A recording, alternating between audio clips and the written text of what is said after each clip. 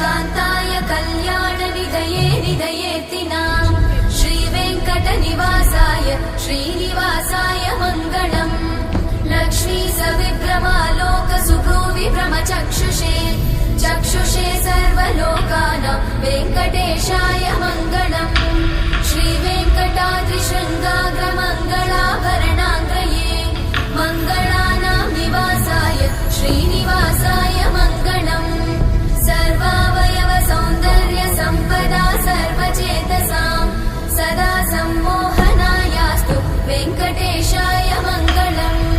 नित्याय निरवध्याय सत्यानन्दचिदात्मने सर्वान्तरात्मने श्रीमद् वेङ्कटेशाय मङ्गलम्